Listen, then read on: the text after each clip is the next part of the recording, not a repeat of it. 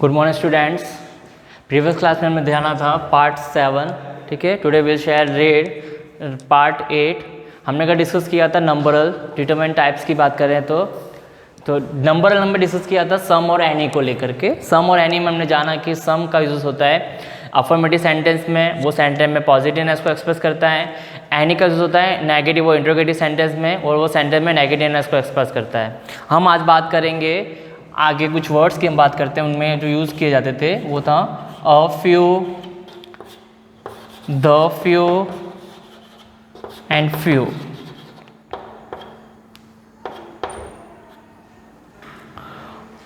आपको तीनों words common नज़र आ रहे होंगे, अ फ्यू, द फ्यू और फ्यू। अब इन सेंटेंस के एग्जाम में सेंटेंस इनके आते हैं अ फ्यू, द फ्यू और फ्यू का। हमें कैसे पता चलेगा कि हम सेंटेंस में हमें क्या फिलअप करना है, कि द फ्यू फिलअप करना है, अ फ्यू फिलअप करना है, या फ्यू फिलअप करना है। तो सबसे पहले हम इनके बारे में जानेंगे कि इनका सेंस कहाँ कहाँ यूज होता है। अ फ्यू सेंटेंस में पॉजिटिव सेंस को एक्सप्रेस करता है, द फ्यू सेंटेंस में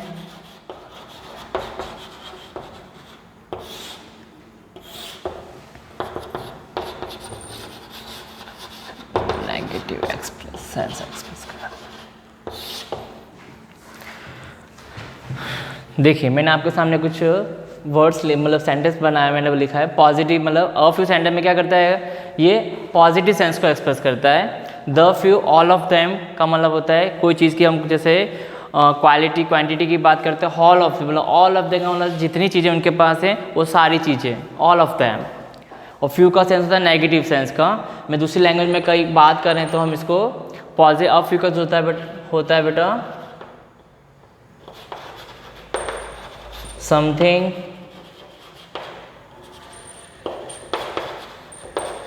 एवरीथिंग, नथिंग। देखिए सेंटेंस में अ फ्यू जो होता है वो समथिंग चीज़ में समथिंग एक्सप्रेस करता है। द फ्यू सेंटेंस में ऑल थिंग मीन्स एवरीथिंग, और फ्यू सेंटेंस में नथिंग मीन्स न के बराबर। अंडरस्टूड। मैं आपको इनके सेंटेंस के जरिए समझाना चाहूँगा कि एग्जाम में से सेंटेंस आते थे किस तरह से थे। और ये जो तीनों ही मैंने आपको बात की, तीनों ही सारे काउंटेबल नाउन्स को एक्सप्रेस करते हैं। अ फ्यू, द फ्यू और फ्यू तीनों ही काउंटेबल नाउन्स को एक्सप्रेस करते हैं। अंडरस्टूड। ये बात को भूलना मत आप। अ फ्यू, द फ्यू और फ्यू तीनों ही काउंटेबल नाउन को एक्सप्रेस करते हैं। अ फ्यू सेंटेंस में समथिंग का मतलब होता है सेंटेंस में पॉजिटिवनेस को एक्सप्रेस करता है। द फ्यू यहाँ पे बता रहे ऑल ऑफ देम का मतलब होता है एवरीथिंग, जिसकी हम बात कर रहे हैं तो सब चीज़ की बात कर रहे हैं। और फ्यू सेंटेंस में आने पे क्या हो जाता है, वो सेंटेंस में नेगेटिवनेस को एक्सप्रेस करता है, मीन्स नथिंग, मतलब फ्यू का एक्सप्रेस करता है न के बराबर। मैं आपको एग्जाम्पल के जरिए समझाना चाहूँगा। एग्जाम्पल देखिए इसके।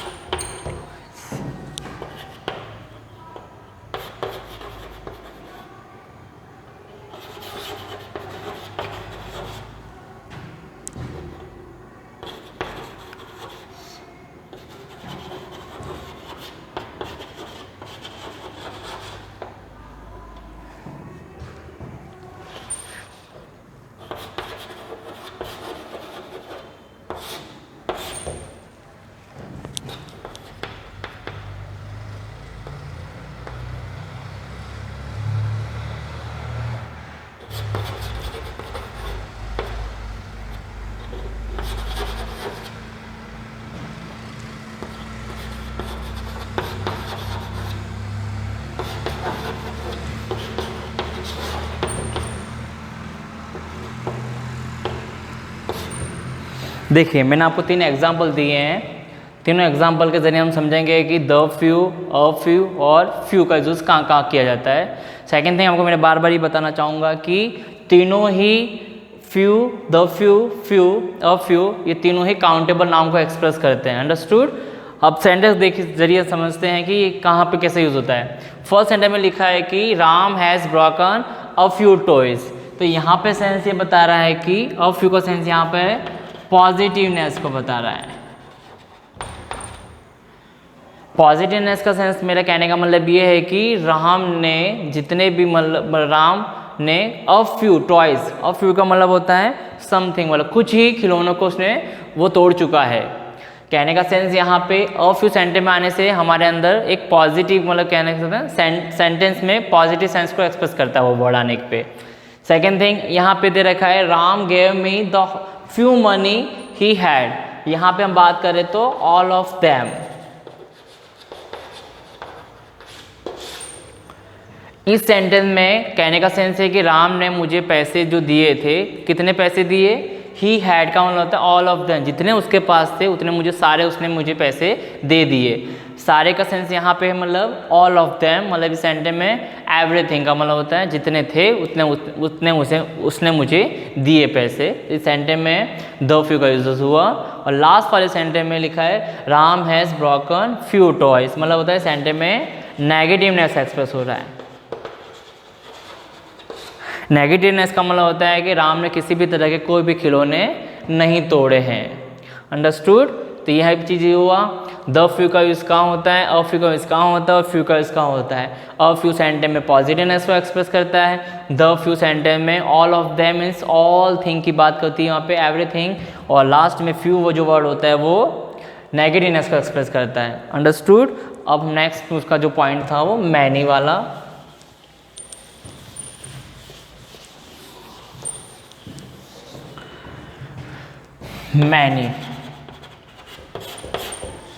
मैनी भी सेंटेंस में आप देख सकते हैं बेटा काउंटेबल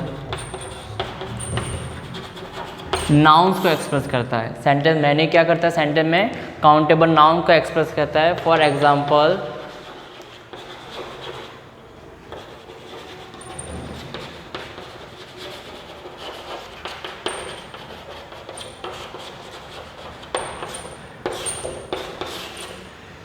स्टूडेंट्स, हमारे पास स्टूडेंट्स क्या है काउंटेबल नाउन के चलते, तो यहाँ पे मैनी हमने फिलअप किया। एक वर्ड होता है बेटा एग्जाम में तुम्हारे जो मच और मैनी के जो सेंटेंस आते हैं इस तरह के सेंटेंस आते हैं। ब्रैकेट में क्या लिखा आता है, मैनी और मच। तो हमें ये पता होना चाहिए मैनी क्या करता है सेंटेंस में काउंटेबल नाउन को एक्सप्रेस करता है और मच अनकाउंटेबल नाउन को एक्सप्रेस करता है। तो दोनों में ब्रैकेट में वर्ड ले रखा हो। उसके बाद हमें क्या देखना है, हमें नाउन्स को पहचानना है। नाउन्स हमारा काउंटेबल होगा तो मैनी फिलअप करेंगे और अनकाउंटेबल होगा तो मच फिलअप करेंगे। अंडरस्टूड। समझ में आया आपको। जैसा कि मैंने बताया ना, ये स्टूडेंट यहाँ पे क्या है काउंटेबल नाउन है, तो काउंटेबल नाउन के चलते हमें यहाँ क्या फिलअप किया, मैनी। हम और लास्ट हमारा जो डिटरमाइंस का जो पार्ट है क्वालिफायर।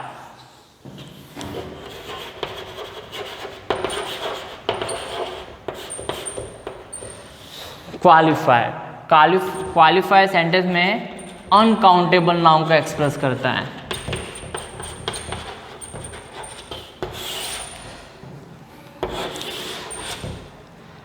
क्वालिफायर सेंटेंस में क्या करता है, अनकाउंटेबल नाउन को एक्सप्रेस करता है। फॉर एग्जाम्पल में कौन कौन से वर्ड्स आते हैं तो देखिए आप, a little, the little, little और मच। जैसा कि मैंने अभी आपको बताया एग्जाम्पल के जरिए मच और मैनी का मैंने आपको एग्जाम्पल दिया था। फॉर एग्जाम्पल मैं आपको एक मच का एग्जाम्पल दूँ।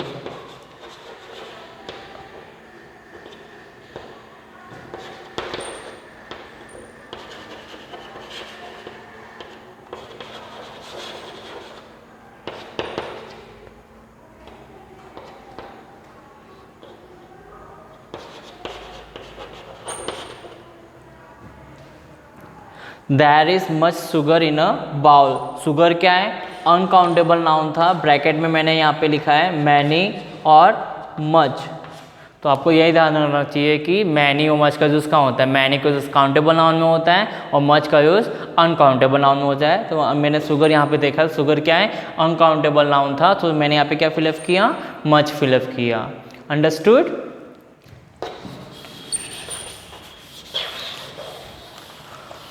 अब वह मैं बात करता हूँ, जैसे कि मैंने अभी आपको इससे पहले समझाया, a little, the little, little, same वही चीज़ है, ये ऑब्लिक में मान लो आप,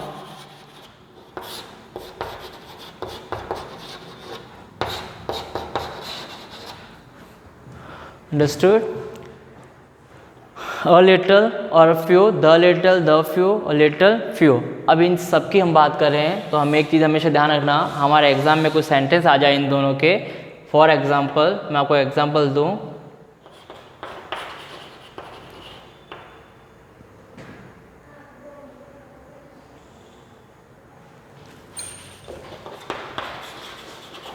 you gave me the few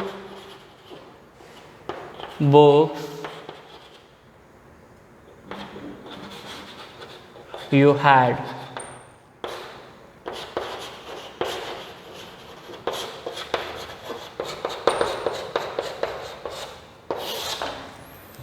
देखिए एग्जाम्पल, आप इस सेंटेंस में ब्रैकेट में दे रखा है द फ्यू और द लिटल। हमें दो चीज़ में ये समझना होना चाहिए कि द फ्यू का उसका होता है काउंटेबल नाउन में, और लिटल, द लिटल का उसका होता है अनकाउंटेबल नाउन में। कभी कभार एग्जाम में आपके इस तरह के सेंटेंस आते हैं तो ब्रैकेट में हमें ये कंफ्यूजन वाले वर्ड्स दे रखे हैं, तो हमें ये पता होना चाहिए कि द फ्यू का उसका होता है काउंटेबल नाउन में और द लिटल का अनकाउंटेबल। अब हमें सेंटेंस में देखना है। अब सेंटेंस में यहाँ पे क्या दे रखा है, मैंने ऑलरेडी पहले फिलअप कर रखा है यहाँ पे, you gave me dash books you had। तो हमें यहाँ पता होना चाहिए कि जो ये बुक्स है जो हमारा क्या है काउंटेबल नाउन था, सो हम दोनों में ब्रैकेट में हम देखेंगे तो यहाँ पे क्या फिलअप करेंगे, द फ्यू फिलअप करेंगे, क्योंकि बुक्स क्या है काउंटेबल नाउन है। अंडरस्टूड।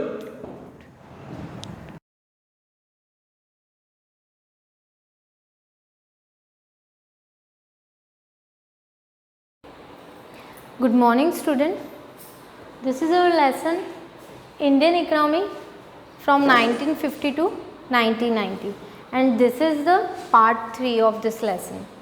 हिंदी मीडियम ध्यान दें, ये दूसरे पार्ट का तीसरा भाग है। पहले हम लोग जीडीपी और ग्रोथ, इक्विलिटी वगैरह सब पढ़ चुके हैं और आज हम पढ़ेंगे एग्रीकल्चर। तो हमने देखा था ये जो ईरा था 1950 टू 1919 का जो ईरा था इकोनॉमी में, वो ऐसा ईरा था जब हमें ग्रोथ करना बहुत ज़रूरी था क्योंकि हमें इंडिपेंडेंस मिल चुका था। दूसरा ये कि अगर इस समय अगर हम ग्रोथ नहीं करते तो आगे आने वाले जो साल हैं उसमें हम और पीछे चले जाते, क्योंकि ऑलरेडी हम लोग इंफ्रास्ट्रक्चर फैसिलिटीज़ या प्रोडक्शन जो था इंडिया का जिस भी चीज़ में, चाहे वो एग्रीकल्चर प्रोडक्शन हो चाहे वो इंडस्ट्रियल प्रोडक्शन हो, सभी में हम लोग बहुत पीछे थे। तो अब हमें जाके कहीं ना कहीं आगे जाना ही था, क्योंकि अगर हम अभी ग्रोथ के लिए कुछ नहीं करते तो आगे आने वाले जो 50 साल होते वो और भी बुरे हो सकते थे। तो ऐसे में जो पॉलिसीज़ बनाई गई, जो प्लानिंग की गई, वो इसी पॉइंट ऑफ व्यू से या इसी चीज़ को ध्यान में रख के की गई कि इससे निश्चित कोई ना कोई किसी न किसी तरह से हर क्षेत्र में ग्रोथ मिले और हम लोग आगे जाएं। तो अब हम एग्रीकल्चर के बारे में पढ़ेंगे कि वहाँ पे क्या ग्रोथ करने की कोशिश की थी। 5 ईयर प्लानिंग हम लोग पढ़ चुके हैं। 5 ईयर प्लानिंग कैसे बनाई गई, उसमें क्या प्लानिंग था, ठीक है, जो फर्स्ट 5 ईयर प्लान था अपना। You have learned in chapter 1 that during the colonial rule there was neither growth of equity in the agriculture sector. The policy makers of independent India had to address this issue, which they did through land reform and promoting the use of high yielding variety. देखो high yielding variety seed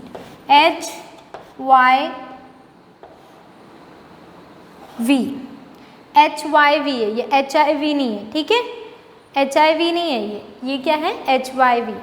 H का मतलब है high, Y का मतलब है yielding, V का मतलब है वैरायटी,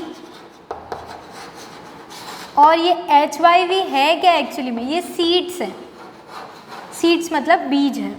तो ये हाई यील्डिंग वैरायटी सीड्स को हमने अपने देश में इंपोर्ट करने का सोचा था, क्योंकि ये वो सीड्स होते हैं, ये वो बीज होते हैं जिससे अगर सपोज़ ज़मीन में थोड़े पानी की कमी होती है या थोड़ा वेदर उतना फेवरेबल नहीं हो, पर इसमें क्रॉप्स होता है अच्छा खासा, इसमें अनाज वगैरह उगते हैं और ज़्यादा उगते हैं, जैसे कि एक जो होता है उस पर 1 या 2 ही कॉर्न है तो उसकी जगह पे यहाँ पे 5-6 इतने कॉर्न उग सकते हैं। मतलब ये हाई यील्डिंग वैरायटी सीड्स का मतलब होता था जहाँ पे अनाज ज़्यादा उगता था।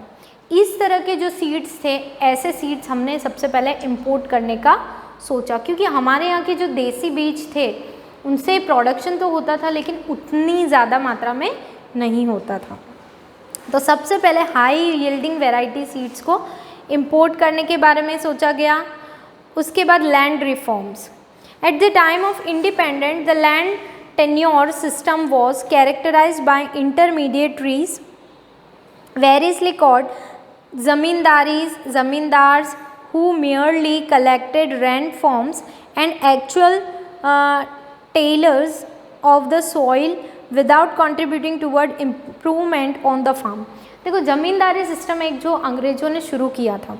अब वो ज़मींदारी सिस्टम जो था, जो ज़मींदार थे उन्होंने क्या किया, जब ब्रिटिशर्स चले गए तभी भी उन्होंने उस ज़मीन पर, क्योंकि वो ब्रिटिश भी अपने यहाँ पे 100-200 साल रह चुके हैं, तो 50 साल या उससे ज़्यादा साल तक इन्होंने ज़मींदारी की, तो उन्होंने उसको वैसे ही उसी तरह से ट्रीट किया इंडिपेंडेंस के बाद भी कि हम यहाँ के ज़मींदार हैं, और बाकी के जो फार्मर्स थे वो उनके अंडर में एज ए लेबर ही काम करते थे। मतलब ज़मींदार जो होता था वो उस खेत को इम्प्रूव करने में, उस फार्म को इम्प्रूव करने में या किसी भी तरह से फार्मिंग के लिए कोई पैसा या कोई खर्चा नहीं करता था।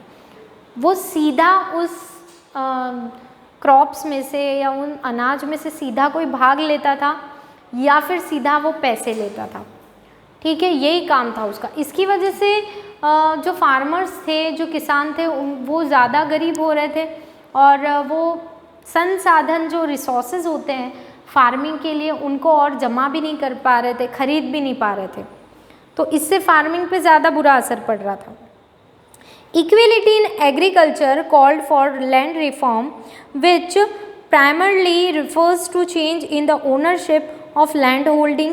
Just a year after independence, steps were taken to abolish intermediaries and to make the tillers the owner of the land. The idea behind this move was the ownership of land would give incentives to the tillers to invent in making improvement provided sufficient capital was made available to them। तो सरकार ने एक और कदम उठाया कि जितने भी mediators थे, मतलब ये ज़मींदार एक तरह से मीडिएटर ही थे जिनका एक्चुअल में कोई रोल नहीं था, मतलब उनका यही काम था कि बस पैसे वसूल करना है किसानों से, और वो प्योरली वो कोई खेती वगैरह नहीं करते थे। तो अंग्रेज़ों ने जो सिस्टम बनाया था ये इंडियन इकोनॉमी को और वीक करने के लिए ही बनाया था। तो जब हम लोग इंडिपेंडेंस हमें मिला तो सबसे पहले लैंड रिफॉर्म का मतलब यही होता है कि इक्विलिटी देना ज़मीन में। तो इक्विलिटी देने के लिए जितने भी मीडिएटर्स थे इनको हटाने का काम किया गया, जिससे किसानों पे से ये एक्स्ट्रा बर्डन हट जाए।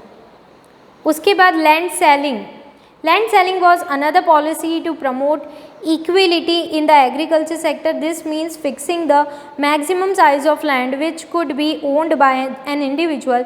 The purpose of land selling was to reduce the concentration of the land ownership in a few hands. देखो अलग अलग टुकड़े जो हैं वो अलग अलग लोगों को दिए गए, इससे कहा गया लैंड सेलिंग, ताकि एक बड़ा सा हिस्सा किसी एक आदमी के पास न रहे, अलग अलग भागों में उसे बांट कर लोगों को सौंप दिया गया।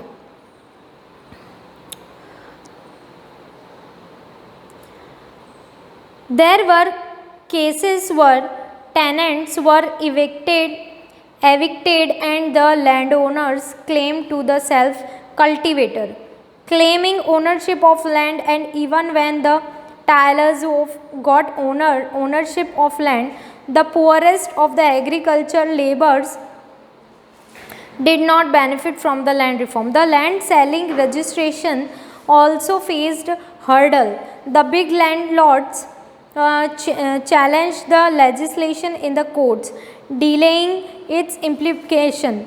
They used this delay to register their lands in the name of close relatives, thereby escaping from the legislation. तो बहुत सारे बड़े बड़े ज़मींदारों ने इसमें रुकावटें डाली।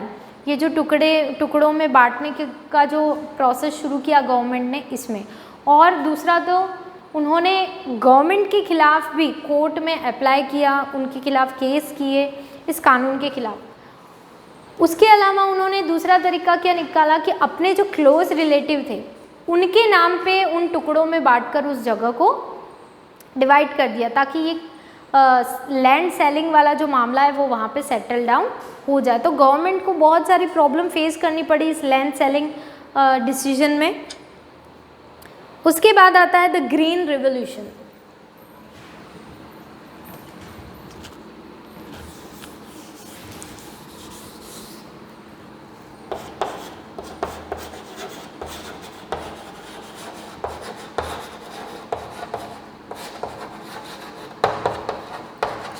Green Revolution. At independence, about 75% of the country's population was dependent on agriculture. Productivity in the agriculture sector was very low because of the use of old technology and the absence of required infrastructure for the vast majority of farmer. India's agriculture quality depends on the monsoon, and if the monsoon fell short, the farmer were in trouble unless they had access to irrigation facility which very few had. अब green revolution शुरू किया गया, पर कैसे शुरू किया गया उसकी बात है। 75% लोग अपने देश में उस समय खेती करते थे, एग्रीकल्चर से रिलेटेड थे।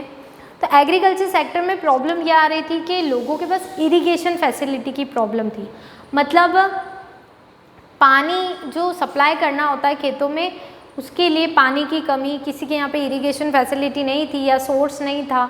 जैसे कि हम लोग देखते हैं पहले के खेतों में कुएँ ज़रूर होते थे, 2-3 खेतों के बीच में कुआँ, या इस तरह से एक बड़े से जो एरिया होता था उसके बीच में एक आध कुआँ होता था। तो ये वेल जो होते थे ये इरिगेशन फैसिलिटी के लिए होते थे। वो लोग जिनके खेत उसके नियर बाय होते थे वो लोग आपस में ये समझते थे कि कैसे इरिगेशन फैसिलिटी का कौन कैसे यूज़ करेगा, और उसका जो भी खर्चा आता था वो लोग आपस में बांट लेते थे। अब यहाँ पे प्रॉब्लम ये हो रही थी कि जब 75% ऑफ पॉपुलेशन, कितना 75% ऑफ पॉपुलेशन जो एग्रीकल्चर सेक्टर में इन्वॉल्व था, उन लोगों को सबको इरिगेशन फैसिलिटी तो मिलती नहीं थी। तो ऐसे में कुछ लोगों को यहाँ पे लॉस होता था। तो ये जो द ग्रीन रेवोल्यूशन था, इसमें यही चीज़ पे डिसीजन लिया गवर्नमेंट ने कि सबको इरिगेशन फैसिलिटी कैसे प्रोवाइड की जाए। अब किसी के खेत के, किसी के फार्म के पास कोई नहर नहीं होती थी, या प्रॉपर कोई रिवर नहीं होती थी, या वेल नहीं होता था, तो सरकार ने ऐसी जगहों पे अलग अलग टेक्निक्स के थ्रू इरिगेशन फैसिलिटी सप्लाई करने की कोशिश की। जैसे कि अपने राजस्थान में भी नहरें बनाई गई, जैसे IGNP जो है, इंदिरा गांधी नहर है, वो इसीलिए बनाई गई थी ना कि इरिगेशन फैसिलिटी बराबर हो सके। पहले तो वहाँ पे अपने को पता ही है डेजर्ट एरिया है, दूसरा पानी का सप्लाई नहीं है। अब ऐसे में जो पानी के सप्लाई के लिए उनके पास कोई तरीका था तो यही था कि दूसरे जो राज्य हैं वहाँ से पानी का सप्लाई किया जाए। तो पंजाब से सतलज नदी जो है वहाँ का पानी जो है IGNP में आता है। तो इस तरह से नहर के थ्रू पानी यहाँ पे लाया गया। तो ऐसे देश के बहुत से हिस्से थे, जैसे महाराष्ट्र में आज भी इरिगेशन की प्रॉब्लम है बहुत सारी जगह पे। आज भी जो फार्मर्स हैं वो सुसाइड कर लेते हैं जब बारिश अच्छी नहीं होती। तो इस तरह की इरिगेशन की फैसिलिटी जो आज भी अपन जिसका सामना कर रहे हैं, तो उस समय तो ये हालत बहुत ही बुरी थी और गवर्नमेंट को कोई ठोस डिसीजन लेना था इसके लिए। तो जो 5 ईयर प्लानिंग थी उसमें से फिनेंस पास किया गया ग्रीन रेवोल्यूशन के लिए, जिसमें ये HYV सीड्स जो मैंने बताए थे पहले, हाई यील्डिंग वैरायटी सीड्स, इन्हें इंपोर्ट किया गया। फॉरेन से, दूसरे देशों से, मतलब जिस भी कंट्री में जो भी फसल के लिए अच्छे सीड्स अवेलेबल थे, हमने लिमिटेड एडिशन में भी उनको इंपोर्ट किया। दूसरा, इरिगेशन फैसिलिटी को इम्प्रूव करने की कोशिश की। तो ये था अपना ग्रीन रेवोल्यूशन। आगे पढ़ेंगे, नेक्स्ट जो अपना वीडियो होगा उसमें आगे देखेंगे हम लोग।